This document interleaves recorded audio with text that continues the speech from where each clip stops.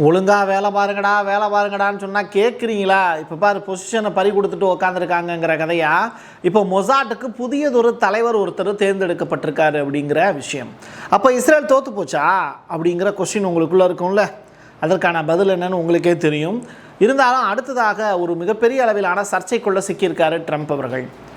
அமைதிப்புறா இட்டாலியில் ரோமில் ஒட்டுமொத்த கிறிஸ்தவர்களுடைய அடையாளமாக பார்க்கப்படக்கூடிய போப்பாண்டவர் அவர்களையே விமர்சனம் பண்ணியிருக்காரு ட்ரம்ப் அவர்கள். இது எந்த வகையில் ஏற்புடையது அப்படிங்கிறத நீங்களே யோசிச்சு பாருங்கள்.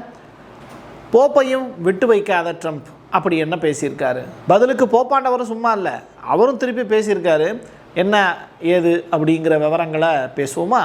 வாங்க பார்க்கலாம் உறவுகளே. இது பிரசாத் சிக்னேச்சர். 10 மற்றும் 12ஆம் வகுப்பு முடித்த இளைஞர்களுக்கு ஒரு பெரிய வாய்ப்பு. 40 வயதுக்குட்பட்ட நபர்கள் அனைவரும் பங்கு பெறலாம். 3 மணி நேரத்தில் மீடியா துறை பற்றிய அத்துணை விடயங்களும். வாங்க புதியதொரு துறையில் கலக்கலாம். உடனே முன்பதிவு செய்ய 94493594 என் நம்பருக்கு காண்டாக்ட் பண்ணுங்க. போப் லியோ இப்போ முக்கியமான ஒரு ஸ்டேட்மெண்ட்டை உலகத்துக்கு சொல்கிறார். அதாவது ட்ரம்ப் நிர்வாகத்தை குறித்தோ ஒரு நற்செய்தி நான் உங்களுக்கு சொல்கிறேன் அப்படின்னு சொல்கிறாரு. அதாவது எனக்கு எந்த அச்சமுமே கிடையாது அவருடைய நிர்வாகத்தை பற்றி விமர்சனம் பண்ணுற அளவுக்கு அப்படின்னு சொல்கிறார். திருச்சபை எனக்கு சில விஷயங்களை கற்பிச்சிருக்கு, அதைத்தான் நான் உறுதியாக நம்புகிறேன். அதை நான் சொல்கிறதுக்கு எனக்கு எந்த தயக்கமும் கிடையாது அப்படிங்கிற ஸ்டேட்மெண்ட்டை சொல்லியிருக்காரு. அது மட்டும் கிடையாது, நாங்கள் அரசியல்வாதிகள்லாம் கிடையாது, ரைட்டா? நாங்கள் ஆன்மீகவாதிகள். உலகத்தினுடைய நன்மைக்காக நாங்கள் சில விஷயங்களை பேசத்தான் செய்வோம். அப்படின்னா அவர் ஈரானுக்கு ஆதரவாக பேசியிருக்கிறாரா அப்படின்னு கேட்டால் ஆமாம், பாதிக்கப்பட்டவங்களுக்காக பேசியிருக்கார்.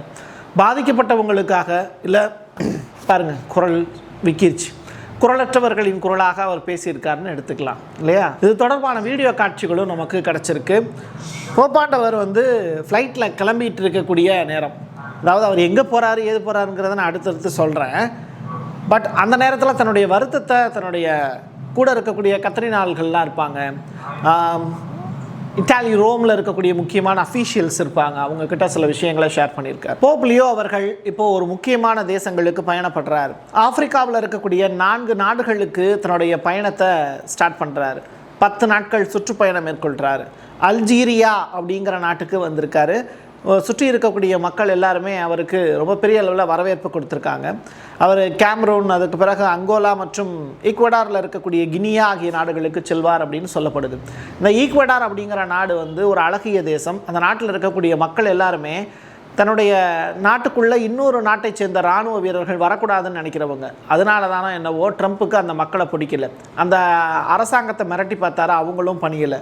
அதனால் ஈக்வடார் மேலே தொடர்ச்சியாக அமெரிக்க வீரர்களை ஏவி விட்டு, அதான் அடியாட்களை ஏவி விட்டு அடிக்கிறது இருக்குல்ல, அந்த மாதிரியான வேலையை செஞ்சார்.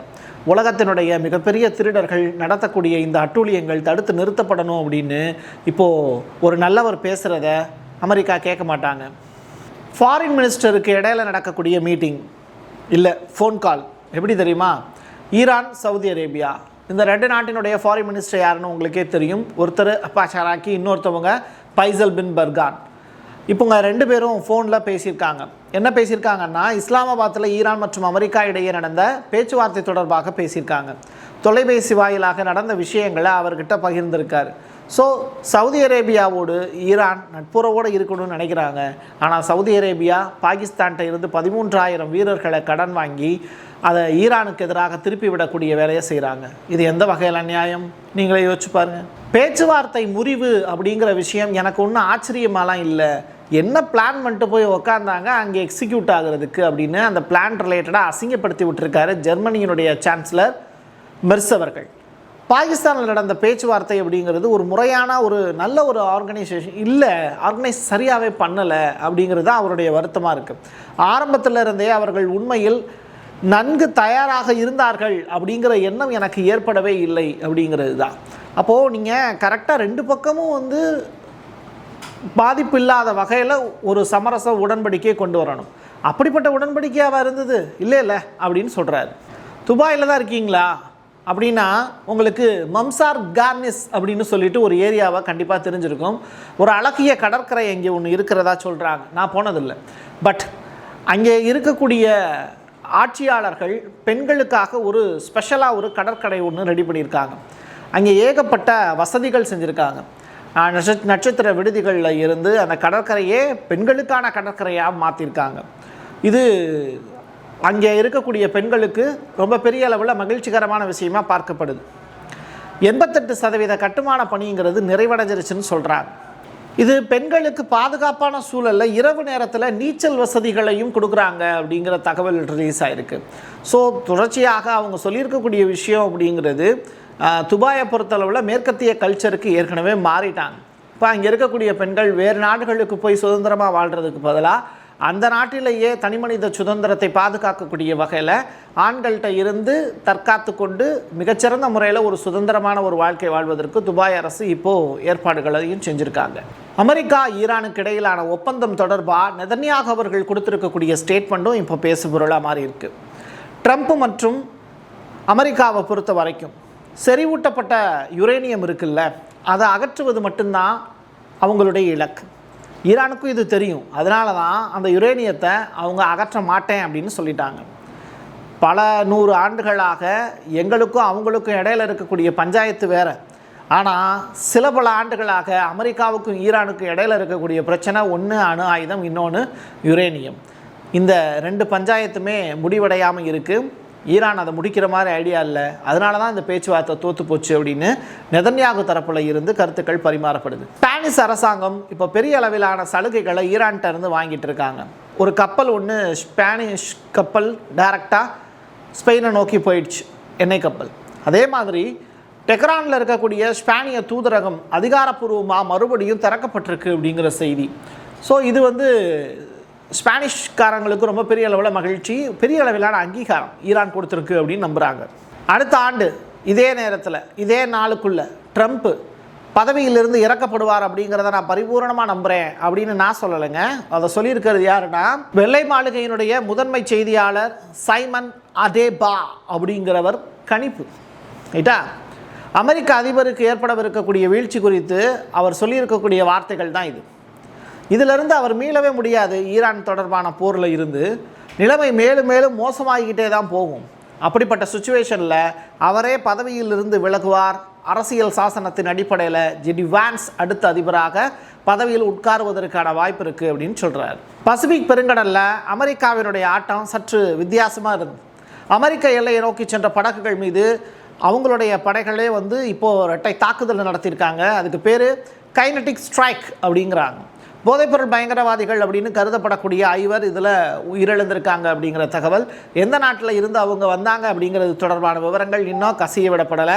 இருந்தாலும் அது தொடர்பான காட்சிகள் இப்போது ரிலீஸ் ஆகிருக்கு. அமெரிக்காவை ரிலீஸ் பண்ணியிருக்கக்கூடிய இந்த போட் வெடிப்பது தொடர்பான காட்சிகள் இடம்பெற்றிருக்கு.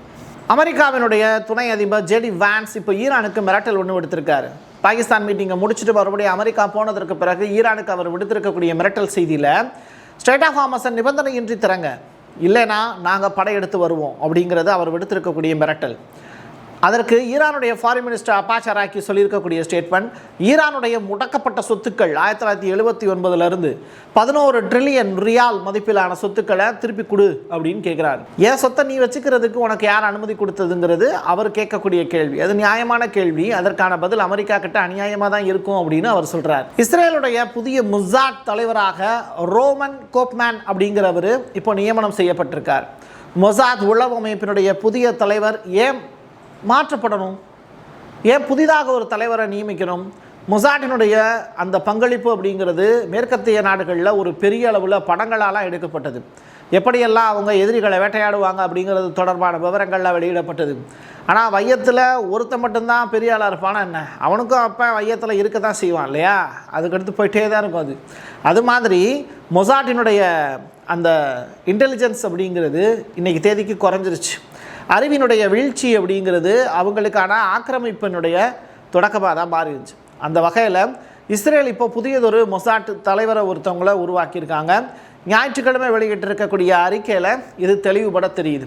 சரி, இவர் யார் அப்படின்னு சொல்லி பார்க்கும்போது இஸ்ரேலிய பிரதமர் நெதன்யாகு தான் இவரை முன்மொழிஞ்சிருக்காரு அப்படிங்கிற தகவல். மொசாட்டினுடைய தலைவர் பதவிங்கிறது அவ்வளவு சாதாரணமான பதவிகள் கிடையாது. அது அமெரிக்காவோட லிங்க் ஆகும். உலகத்தில் எல்லா நாடுகளில் இருக்கக்கூடிய அந்த தகவல் பரிமாற்றம் அப்படிங்கிறத எளிமையாக கண்காணிக்கக்கூடிய நபராக இருப்பார். அப்படிப்பட்ட ஒருத்தரை சூஸ் பண்ணியிருக்காங்க. ஆள் பார்த்தா அந்தளவுக்கு பார்த்தா சிரிப்பு தான் வருது. இருந்தாலும் பரவாயில்ல, நம்ம ஊரில் சர்க்கஸில் வேலை பார்க்கக்கூடிய ஒரு மாதிரி தான் இருக்கார். இருந்தாலும் இஸ்ரேலிய பிரதமரே நேரடியாக தேர்ந்தெடுத்திருக்காருங்கும் போது அவருக்கு உண்டான மரியாதையை உலக நாடுகள் நம்ம கொடுத்து தான் ஆகணும். எது எப்படியோ இப்போதைக்கு போஸ்டிங்கில் இருக்கிறவர் யார் தெரியும்ல, டேவிட் பார்னியா. அவரோட போஸ்டிங் காலம் ஜூன் மாதத்து வாக்கில் தான் முடிவடையும். ஸோ கோப்பானுடைய பதவி காலம் ஜூன் மாதத்திற்கு பிறகு. இந்த போர் முடிவடைகிறதுக்கான வாய்ப்புகள் இருக்கா என்னன்னு தெரியலை. ஆனால் இந்த ஒரு மாதத்துக்குள்ளே இந்த பஞ்சாயத்தெல்லாம் முடிச்சுட்டு வெற்றிகரமாக டேவிட் பர்னியாவுக்கு விடையளிக்கிறாங்களா, இல்லை அதுக்குள்ளே பார்த்திங்கன்னா கோப்பானுக்கு போஸ்டிங் கொடுத்து உட்கார வைக்க போகிறாங்களா அப்படிங்கிற கொஸ்டின் மார்க் இருக்குது. ஜஸ்ட் 49 தான் அவருடைய ஏஜ். இப்போ அவர் இராணுவ தளபதியாகவும் இருக்கார், பிரதமருடைய இராணுவ செயலாளராகவும் பணியாற்றிட்டு இருந்தார், ஒரு செக்ரட்டரியாகவும் நெதன்யாவுக்கு இருந்திருக்காரு. அதனால தான் இந்த மரியாதை அவருக்கு கொடுக்கப்படுது. எது எப்படியோ கிடைத்திருக்கக்கூடிய அத்தனை செய்திகளையும் உங்கள்கிட்ட கொண்டு சேர்த்துட்டேன். என் கையெழுத்து என் மக்களுக்கானது உறவுகளை மீண்டும் ஒரு பதிவில் சந்திக்கலாம். நன்றி, வணக்கம். 10 மற்றும் 12ஆம் வகுப்பு முடித்த இளைஞர்களுக்கு ஒரு பெரிய வாய்ப்பு. 40 வயதுக்குட்பட்ட நபர்கள் அனைவரும் பங்கு பெறலாம். 3 மணி நேரத்தில் மீடியா துறை பற்றிய அத்துணை விடயங்களும். வாங்க, புதியதொரு துறையில் கலக்கலாம். உடனே முன்பதிவு செய்ய 94493592 என் நம்பருக்கு காண்டாக்ட் பண்ணுங்க. உங்களுடைய தொழில் சம்பந்தமான விளம்பரங்களை நமது சேனலில் ஒளிபரப்ப உங்களுக்கான அருமையான வாய்ப்பு. Prasad signature media broadcasting private limited. நீங்க நியூஸ் ரீடரா மாறணுமா, கண்டென்ட் கிரியேட்டரா உருவாகணுமா, சேட்டலைட் சேனல்ல ரிப்போர்ட்டரா வேலை பார்க்கணுமா, டாக்குமெண்ட்ரி மேக்கிங்ல இருந்து ஜேர்னலிசம் பற்றிய முழுமையான பயிற்சி பெற உங்களுக்கான அருமையான வாய்ப்பு. எங்களை தேடி வாங்க. ஆன்லைன் மற்றும் நேரடி பயிற்சி வகுப்புகளும் சர்டிபிகேட் கோர்ஸாவே கத்துத்தரும். மீடியா துறையில் 10 ஆண்டுகளுக்கு மேல அனுபவம் உள்ளவர்கள் பயிற்சி கொடுப்பார்கள். வாய்ஸ் ஓவர் தொடங்கி வாய்ஸ்லெஸ் பீப்புளுக்காக உங்களை சிறந்த ஜேர்னலிஸ்டா உருவாக்க வேண்டியது எங்களோட பொறுப்பு. ஸ்கூல்ஸ் அண்ட் காலேஜஸ்ல ஜூனியர் ஜேர்னலிஸ்ட்ங்கிற பேர்ல ஒர்க் ஷாப்பும் கண்டக்ட் பண்ணி கொடுக்கிறோம். மோட்டிவேஷனல் ஸ்பீக்கரா கடந்த 15 ஆண்டுகளா கல்வி நிறுவனங்களுக்கு நிகழ்ச்சிகளும் நடத்தி தரோம்.